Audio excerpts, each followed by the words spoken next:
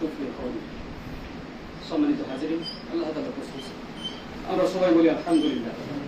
দরুদ, সালাম ও সালাত মানবতার মুক্তির দূত, রাহমাতাল লিল আলামিন, উসওয়াতুন হাসানাহ মুহাম্মদুর রাসূলুল্লাহ সাল্লাল্লাহু আলাইহি ওয়াসাল্লাম। আওয়াজ করতে হচ্ছে।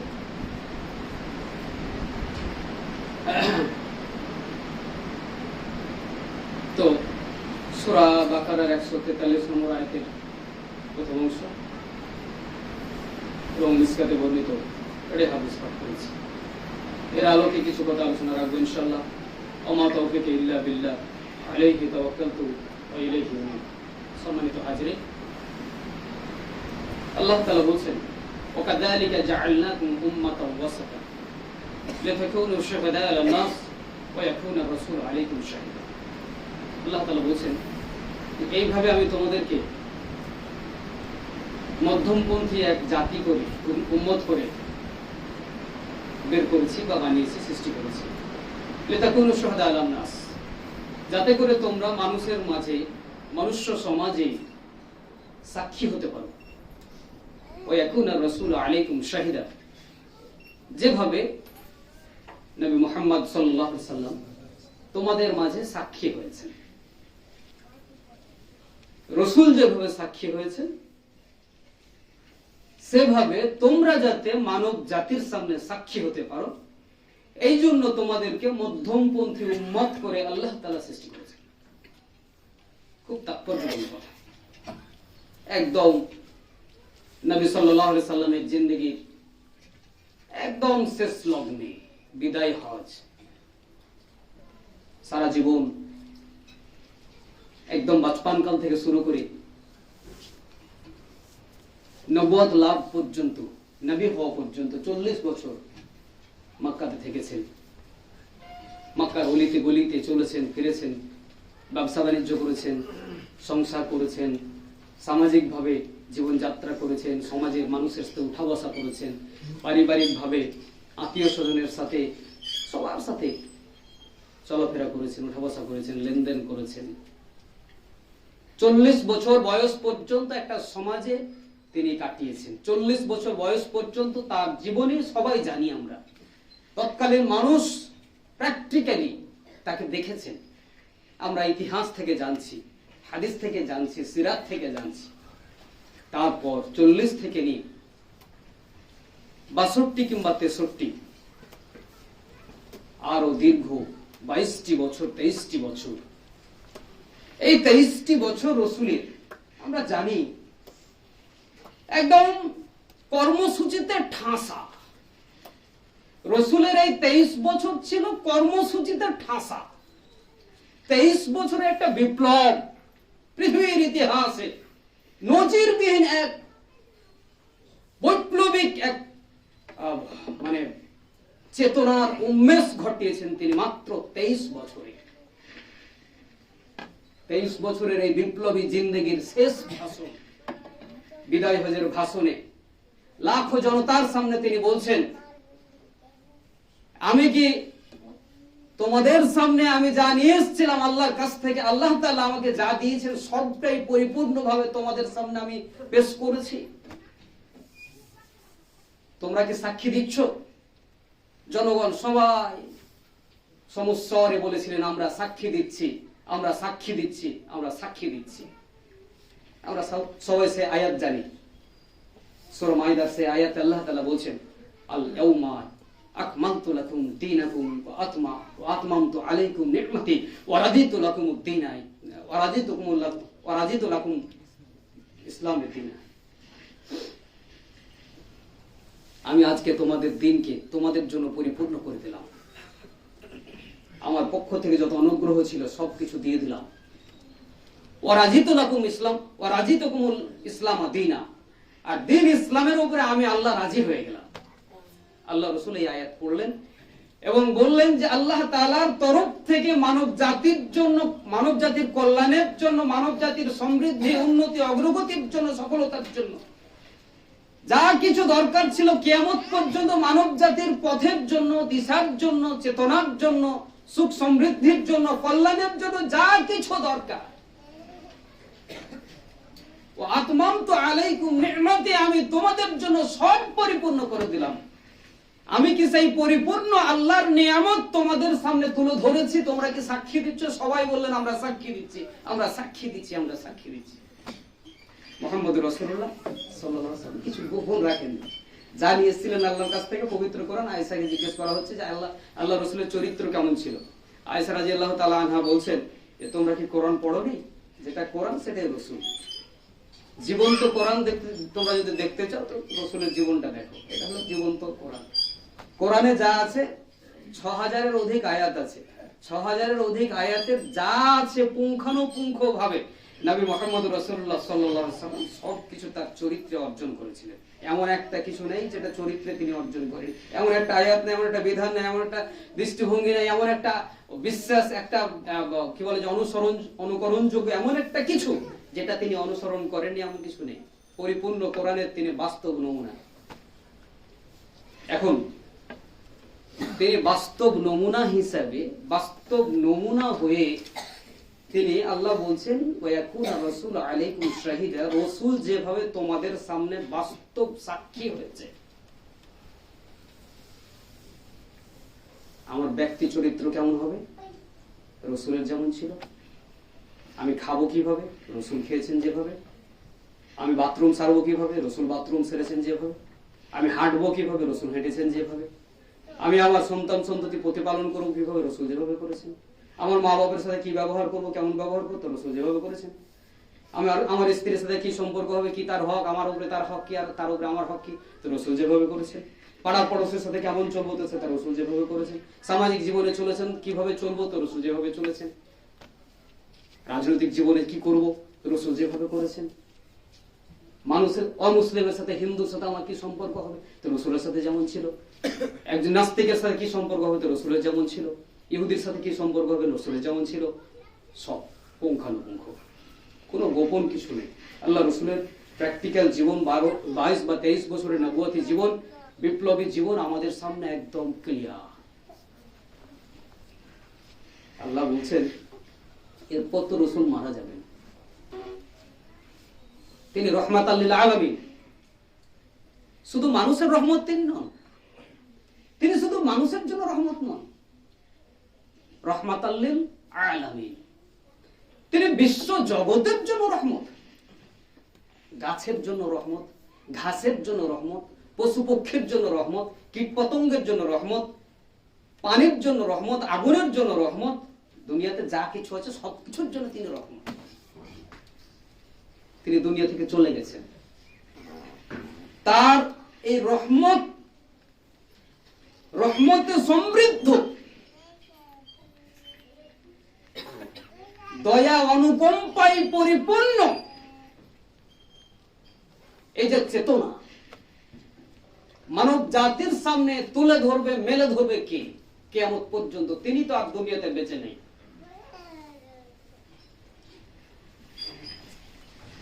ওই কথাটি আল্লাহ তাআলা এখানে বলছে। খুব শব্দের দিকে আমরা খেয়াল করি, শব্দ প্রয়োগ কিভাবে করছেন আল্লাহ। ওয়াকাযালিকা জাআলনাকুম উম্মাতান ওয়াসাতা,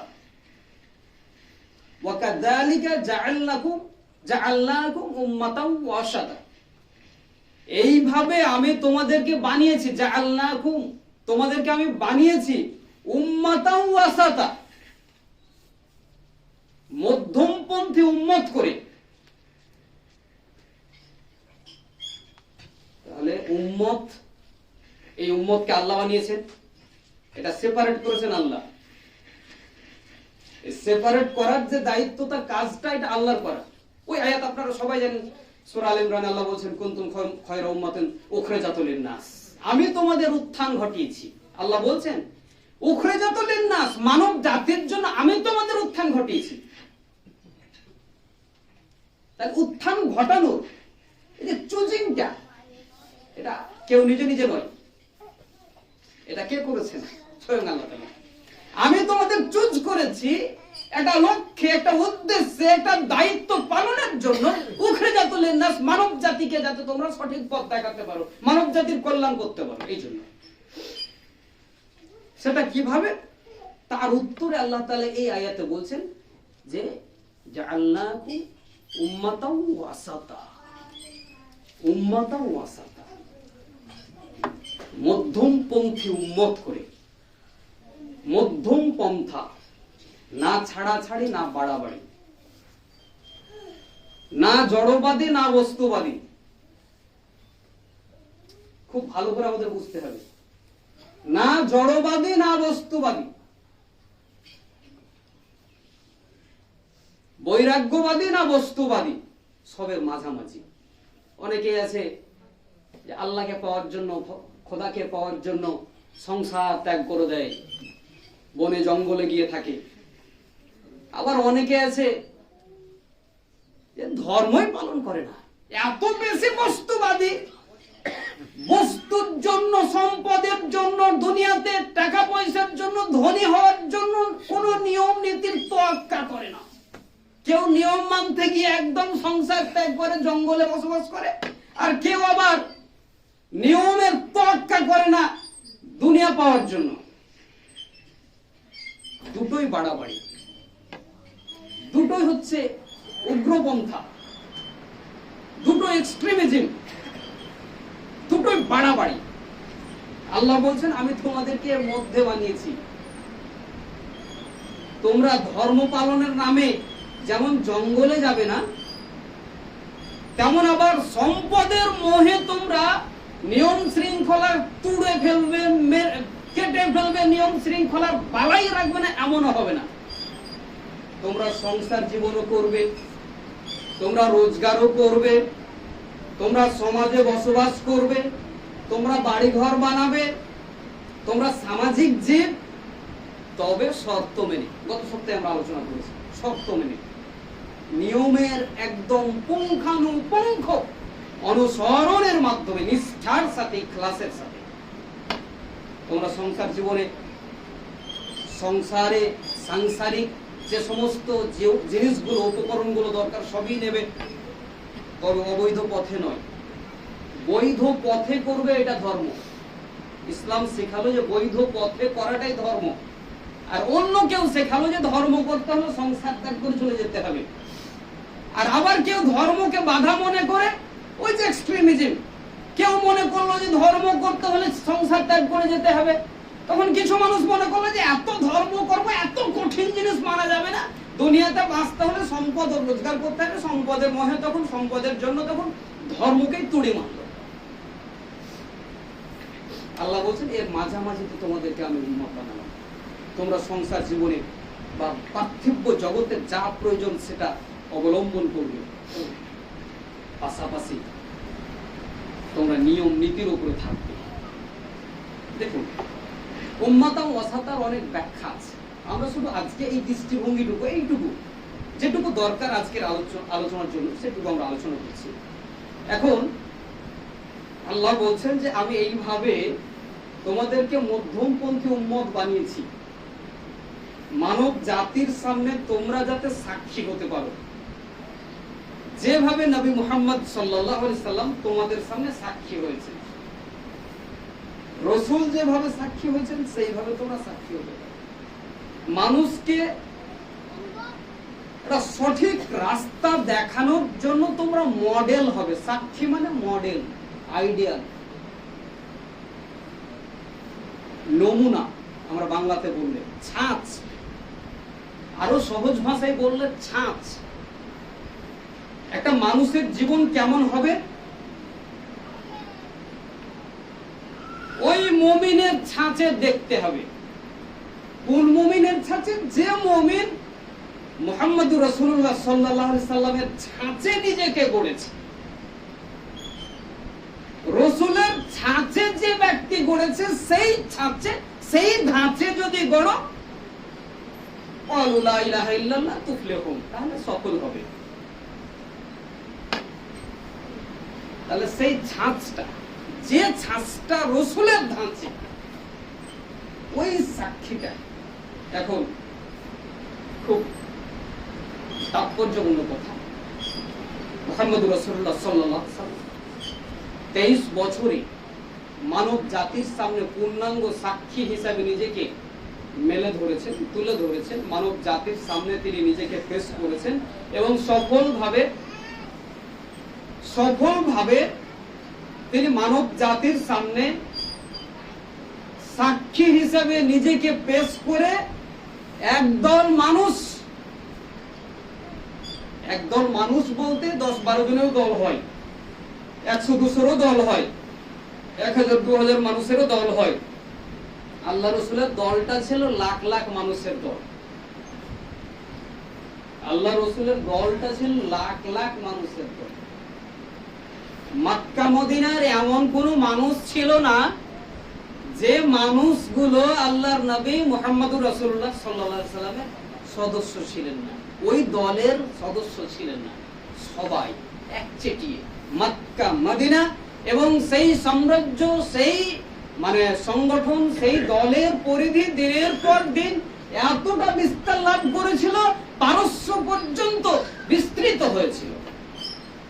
যখন নবী মুহাম্মদ সাল্লাল্লাহু আলাইহি সাল্লাম বক্তব্য দিচ্ছেন বিদায় হজে, তখন লাখ লাখ জনতা, নারী পুরুষ, লাখ লাখ নারী পুরুষ। তিনি নিজে পেশ করেছেন নিজেকে সাক্ষী হিসাবে। কেমন সাক্ষী? উম্মাতা ওয়াসাতা, মধ্যমপন্থী মানুষ হিসাবে উম্মতের সামনে তিনি পেশ করেছেন নিজেকে। শুধু একাই না, লাখ লাখ মানুষের একটা দল তৈরি করে তিনি দলীয় ভাবে সারা পৃথিবীতে তিনি নমুনা পেশ করেছেন যে শুধু একজন না, দলীয় ভাবে, সামাজিক ভাবে, রাজনৈতিক ভাবে, অর্থনৈতিক ভাবে, পরিপূর্ণ ভাবে একটা সমাজে পরিপূর্ণ ইসলামের নমুনা, সেটা বাস্তব ধর্মী মধ্যম পন্থা একটা নমুনা কিভাবে পেশ করা যায়। ব্যক্তি শান্তিতে থাকবে, পরিবার শান্তিতে থাকবে, সমাজে বিশৃঙ্খলা থাকবে না। অনেক বিতর্ক আছে একটা বিষয় নিয়ে, তারপর আমি বলছি বিষয়টা অত্যন্ত গুরুত্বপূর্ণ।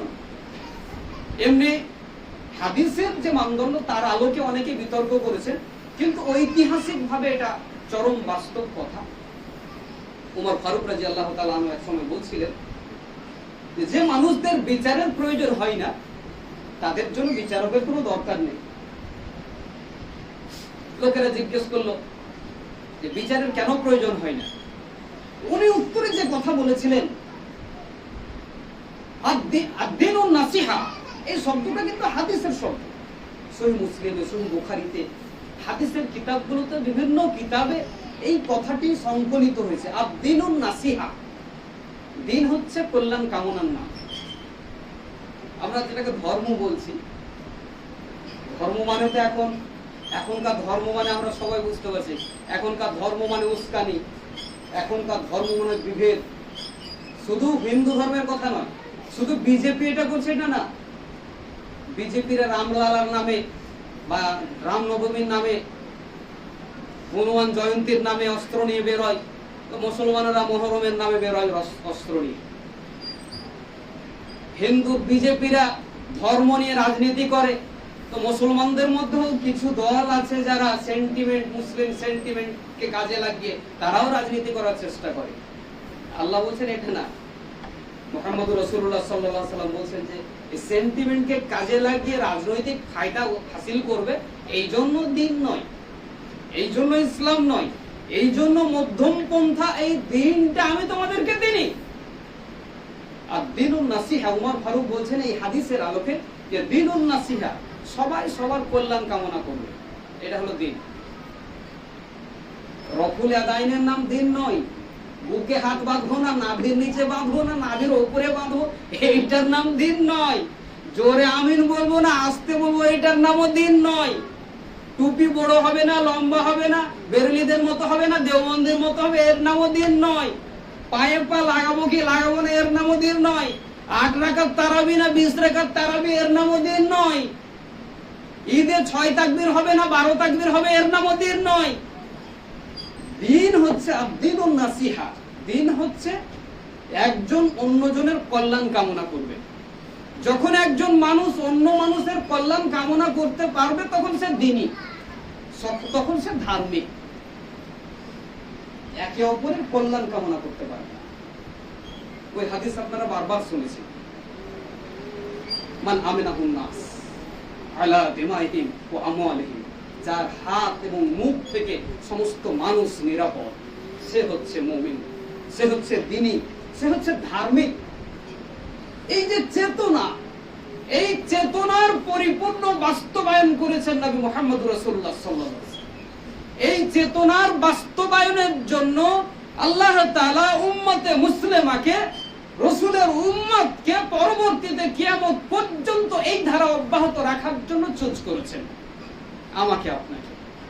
এখন আর রাসূল আসবেন না, আর নবী আসবেন না, নবুয়তের ধারা খতম হয়েছে। এখন আমি আপনি ধর্মের নামে যদি এই রফল আদায় নিয়ে ঝামেলা করি, ধর্মের নামে যদি হানাফি আহলে হাদিস নিয়ে ঝামেলা করি, বেরেলি দাওবন্দি নিয়ে ঝামেলা করি, শিয়া সুন্নি নিয়ে ঝামেলা করি, যে ধর্ম, যে দিন মানুষের জন্য কল্যাণ কামনার জন্য আল্লাহ তাআলার তরফ থেকে এক বিশাল নিয়ামত, এক বিশেষ অনুগ্রহ, এই অনুগ্রহের নামে আমরা অনর্থ সৃষ্টি করছি দুনিয়াতে। এই জন্য আল্লাহ তাআলা আমাদেরকে এই নিয়ামত দেননি পবিত্র কোরআনে, যে তোমরা ছোট ছোট বিষয় নিয়ে ঝামেলা করবে। যতক্ষণ পর্যন্ত একজন মানুষ ততক্ষণ পর্যন্ত মুমিন হতে পারবে না। সেই হাদিসগুলো আপনাদের জানা অসংখ্য হাদিস আছে। সহিহ বুখারীর একটা গুরুত্বপূর্ণ হাদিস, আল্লাহ রাসূল বলেছেন আল্লাহু লা ইউমিন আল্লাহু লা ইউমিন আল্লাহু লা ইউমিন। তিনবার করে আল্লাহর কসম খেয়ে বলছেন যে আল্লাহর কসম করে বলছি ও মুমিন নয়, ওই ব্যক্তি মুমিন নয়। আল্লাহর কসম করে বলছি ওই ব্যক্তি মুমিন নয়। আল্লাহর কসম করে বলছি ওই ব্যক্তি মুমিন নয়। কিলা মানে ইয়া রাসূলুল্লাহ, সাহাবায়ে কেরাম বলছেন ইয়া রাসূলুল্লাহ, ওই হতভাগা ব্যক্তিকে আল্লাহ রাসূল বলেছেন যে যার হাত আর মুখ, যার অনিষ্ট থেকে তার প্রতিবেশী এবং অন্যান্য মানুষেরা নিরাপদ থাকে না, সে মুমিন নয়, সে ধার্মিক নয়। মোহতারাম হাজিরিন, সাক্ষী মধ্যমপন্থা উম্মাহ হিসাবে, মধ্যমপন্থী জাতি হিসাবে মানুষের সামনে নমুনা পেশ করার জন্য, দিনুন নাসিহাকে বাস্তবায়িত করার জন্য আল্লাহ তাআলা আমাদেরকে বাছাই করেছেন। উমর ফারুক যেভাবে বললেন রাদিয়াল্লাহু তাআলা আনহু, যে যখন মানুষেরা নিজেদের মধ্যে কল্যাণের লালন করেন, একে অপরের সবাই সবার কল্যাণ চায়, তাহলে তো এদের মধ্যে ঝামেলা হওয়ার কোনো কারণ নাই। ঝামেলাটা কখন হয়? আমি যখন আমার স্বার্থের জন্য লড়াই করছি, আমার স্বার্থ ছাড়া কিছু বুঝি না, আমি যখন আমার স্বার্থ ছাড়া কিছু বুঝি না, আপনি আপনার স্বার্থ ছাড়া কিছু বুঝেন না, ঝামেলা কখন? আমরা দুই ভাই, আমরা মায়ের পেটের ভাই, দুই ভাই যদি বলি যে তুমি নাও, আমার ভাই যদি আমাকে বলে তুমি নাও, ঝামেলা হবে? ঝামেলা কখন হয়? ও বলে যে আমিই নেব, ওই সামনের টুকু আমি নেব, আমিও বলি আমি নেব। ঝামেলা তো তখন। আমি যখন এতটা উদার হতে পারবো, আমি আমার ভাইকে বলবো যে তুমি এটা নাও, আমার ভাই বলবে না না এটা নেবো না, আমি এটা তোমাকে নিতে হবে। এই উদারতা, এর নাম দ্বীন, এর নাম ধর্ম, এর নাম ইসলাম, এর নাম কোরআন, এর নাম হাদিস। এই চেতনাকে, এই চেতনাকে নবী মুহাম্মদ সাল্লাল্লাহু আলাইহি সাল্লাম সারা জীবন ধারণ করেছেন, বাস্তবায়ন করেছেন, এই মানে উত্তীর্ণ একদল লোক তৈরি করেছেন। সেই চেতনাকে কিয়ামত পর্যন্ত অক্ষত রাখার জন্য আল্লাহ বলেছেন ওয়াকাযালিকা জাআলনাকুম উম্মাতান ওয়াসাতা, আমি তোমাদেরকে মধ্যমপন্থী উম্মাহ করে এই জন্য বাছাই করেছি, যাতে তোমরা মানব জাতির সামনে সাক্ষী হতে পারো। আজকে আমাদের সামনে ধর্মের নামে কি হচ্ছে আমরা সবাই জানি, আমাদের সামনে রাজনীতির নামে কি চলছে আমরা সবাই জানি, আমাদের সামনে আমাদের সমাজে সামাজিকতার নামে কি চলছে আমরা সবাই জানি, আমাদের সামনে পারিবারিক ভাবে আমরা কোন জায়গাতে আছি আমরা সবাই জানি, অর্থনীতির নামে শোষণ যন্ত্র কতটা শক্তিশালী এবং কত শক্তি নিয়ে সমাজে কায়েম আছে, রাষ্ট্রে জেকে বসে আছে আমরা জানি। সব জায়গায় শুধু মানুষের অকল্যাণ ছাড়া, ধর্মের নামে মানুষের মধ্যে বিভেদ সৃষ্টি করা, রাজনীতির নামে মানুষের মধ্যে বিশৃঙ্খলা এবং মারামারি, কাটাকাটি, দাঙ্গার পরিবেশ তৈরি করা, মানুষের মাঝে উস্কানিমূলক পরিবেশ তৈরি করা, এমন একটা পার্টি, এমন একটা দল আপনি আমি দেখাতে ব্যর্থ হব, একটাও দল দেখাতে পারবো না যে দলের নেতারা অন্য দলের লোকেদের, অন্য মানুষদের বিরুদ্ধে উস্কানিমূলক বক্তব্য দেয় না। এক দলের মানুষ, এক দলের নেতা অন্য দলের মানুষ এবং অন্য দলের নেতৃবৃন্দের বিরুদ্ধে উস্কানিমূলক আলোচনা করছে, বক্তব্য রাখছে। মানুষ মানুষের বিরুদ্ধে উস্কানিমূলক কথা বলছে, সেটা আবার কি করে সমাধান হতে পারে? ধর্ম তো সমাধানের জন্য, রাজনীতি তো সমাধানের জন্য। এখন রাজনীতি যদি উস্কানিমূলক বক্তব্য দেয়, রাজনীতি যদি একজনের বিরুদ্ধে অন্যজনকে উস্কে দেয়, রাজনীতি যদি বোমা ধরায় হাতে, রাজনীতি যদি পেস্তুল ধরার নাম হয়, রাজনীতি যদি খুনের নাম হয়, রাজনীতি যদি ধাওয়া পাল্টা ধাওয়ার নাম হয়, রাজনীতি যদি সবসময় মার দাঙ্গার দিকে মানুষকে ঠেলে দেয়, তাহলে সেটা আবার রাজনীতি কি করে হলো? এটা তো আমার বুদ্ধিতে কুলায় না। যদি কারো বুদ্ধিতে কুলিয়ে থাকে তাহলে আপনারা বোঝাবেন আমাকে। আমি আপনাদের ছাত্র হতে চাই। রাজনীতি কেন দরকার আমাদের? রাজনীতিতে এই জন্য দরকার যে সমাজটাকে সুষ্ঠুভাবে, দেশটাকে সুষ্ঠুভাবে পরিচালনা করার জন্য রাজনীতি দরকার। মানুষের কল্যাণের জন্য রাজনীতি দরকার। মানুষের শান্তি, প্রশান্তি, নিরাপত্তার জন্য রাজনীতি দরকার। মানুষের নিরাপত্তার জন্য যে রাজনীতির প্রয়োজন, সে রাজনীতি যদি মানুষের জন্য হুমকি হয়ে যায়,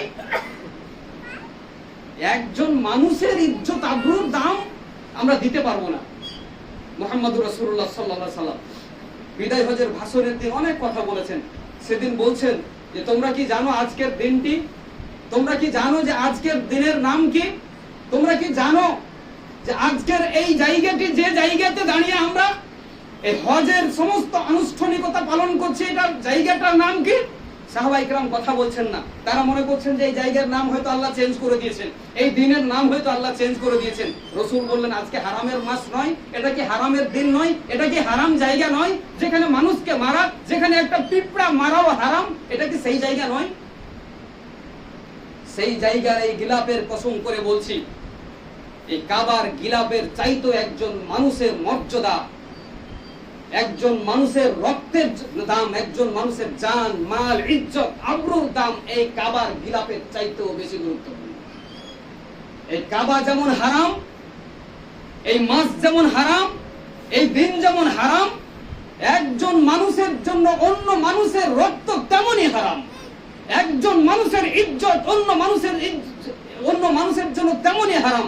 একজন মানুষের ইজ্জত নিয়ে অন্য মানুষ ছিনিমিনি খেলতে পারে না। একজন মানুষের রক্ত নিয়ে আরেকজন মানুষ ছিনিমিনি খেলতে পারে না। একজন মানুষের সম্পদ নিয়ে আরেকজন মানুষ ছিনিমিনি খেলতে পারে না। মানুষের জন্য এটা হারাম করে দেওয়া হলো। একজন মানুষ, সূরা মাইদা স্পষ্টভাবে আল্লাহ তাআলা বলছেন, একজন মানুষকে কেউ যদি হত্যা করে তাহলে সে সারা দুনিয়ার সমস্ত মানুষকে হত্যা করলো। একজন মানুষকে কেউ যদি বাঁচিয়ে দেয় তাহলে সে সারা দুনিয়ার সমস্ত মানুষকে বাঁচিয়ে দিল।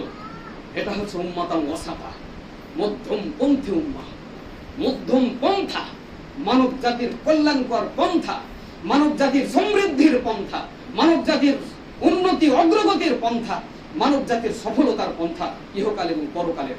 এই পন্থা দিয়ে নবী মুহাম্মদুর রাসূলুল্লাহ সাল্লাল্লাহু আলাইহি সাল্লামকে আল্লাহ তাআলা পাঠিয়েছিলেন। তিনি সেটাকে পুঙ্খানুপুঙ্খভাবে দুনিয়াতে বাস্তবায়িত করে গেছেন। আজকের সারা দুনিয়ার সার্বিক সংকট যখন দিনের পর দিন ক্রমবর্ধমান, রাজনৈতিক সংকট বাড়ছে কি কমছে আপনারা আমার থেকে বেশি জানেন। ধর্মের নামে সংকট বাড়ছে কি কমছে আপনারা আমার থেকে বেশি জানেন। সামাজিকতার নামে সংকট বাড়ছে কি কমছে আপনারা বেশি জানেন। প্রতিটি বাড়ির ভেতরে সম্পদ নিয়ে ভাই ভাই হানাহানি, ভাই বোনে হানাহানি, সন্তানে মায়ে, সন্তানে বাপে হানাহানি বাড়ছে কি কমছে আপনারা আমার থেকে বেশি জানেন।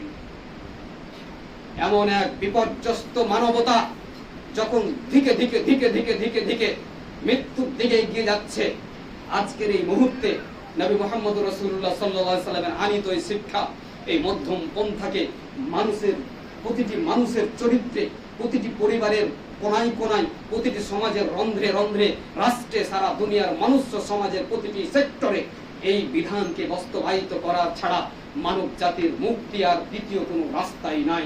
অতএব এই সাক্ষী, এই চেতনা, এই মধ্যম পন্থাকে সারা দুনিয়াতে প্রতিষ্ঠিত করার জন্য আমাদেরকে স্বার্থের ঊর্ধ্বে উঠতে হবে।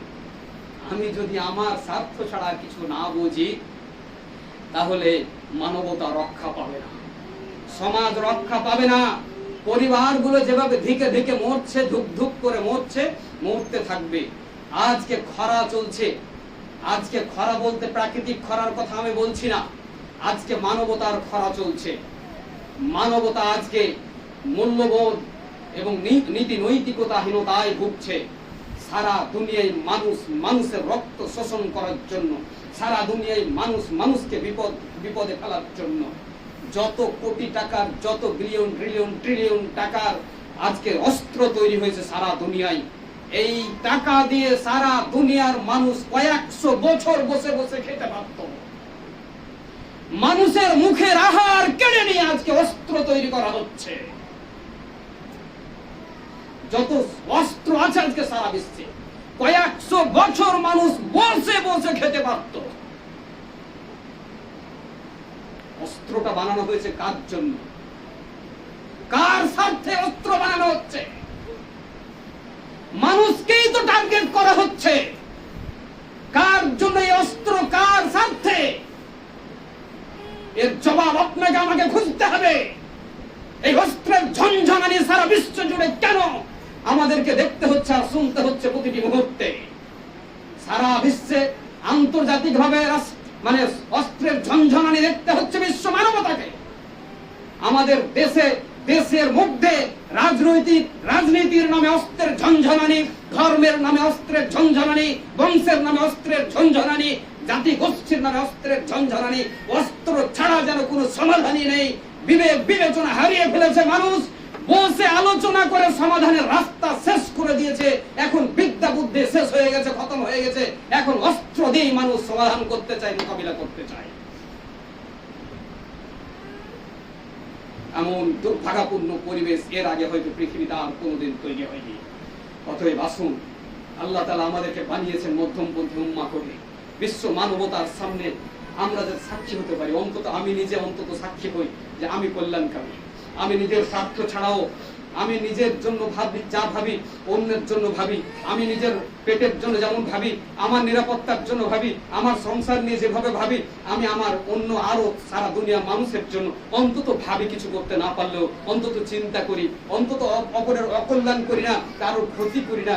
অন্তত এই জায়গাতে যদি আমরা আসতে পারতাম, তাহলে আমাদের মধ্যে ভাই ভাই আর মারামারি হতো না, ভাই বোনে আর মারামারি হতো না, ভাই বোনে আর ঠান্ডা যুদ্ধ, ঠান্ডা লড়াই আর চলতো না, মায়ের সাথে সন্তানের সম্পর্ক খারাপ হতো না, বাপের সাথে সন্তানের সম্পর্ক খারাপ হতো না। এমন দুর্ভাগ্যপূর্ণ পরিবেশ দুনিয়াতে আর তৈরি হতো না। অতএব আসুন আমরা দিনই হয়ে যাই। আর দিনুন নাসিহা, কল্যাণ কামনাই হচ্ছে দিন। বাকি অনেক কিছু আমরা করি যেগুলো আমি উল্লেখ করেছি, সেই জিনিসগুলোর নাম দিন নয়। আল্লাহ জিজ্ঞেস করবেন না রফুল আদিন 6 বার করেছো না 10 বার করেছো, একবারও জিজ্ঞেস করবে না। কোরআনেও নেই, হাদিসেও নেই যে রফুল আদাইনের ব্যাপারে আল্লাহ কিয়ামতের দিন জিজ্ঞেস করবে। পায়ে পা লাগানো হয়েছে কিনা জিজ্ঞেস করবেন না, আল্লাহ জিজ্ঞেস করবেন না চিৎকার করে আমিন বলেছো না চুপচাপ আমিন বলেছো, এই নিয়ে একটা প্রশ্ন হবে না। আল্লাহ বলবেন না তুমি আহলে হাদিস ছিলে না হানাফি ছিলে, এটাও প্রশ্ন করবেন না। শিয়া ছিলে না সুন্নি ছিলে, এটাও প্রশ্ন করবেন না। কংগ্রেস ছিলে না সিপিএম ছিলে না বিজেপি ছিলে, এটাও প্রশ্ন করবেন না। আল্লাহ প্রশ্ন করবেন তুমি মানুষ ছিলে কিনা। আর দিনুন নাসিহা, তুমি মানুষের জন্য কল্যাণকর ছিলে নাকি মানুষের জন্য ক্ষতিকর ছিলে। যদি তুমি মানুষের জন্য ভয়ঙ্কর ক্ষতিকর হয়ে থাকো, যত বড়ই তোমার পাগড়ি থাকুক, আর যত লম্বা করে তুমি রফুল আদাইন করো, আর যত ভালো করে সেটে সেটে পায়ে পা লাগাও, আর যত চিৎকার করে আমিন বলো, তোমার ওই আমিনে কাজ হবে না।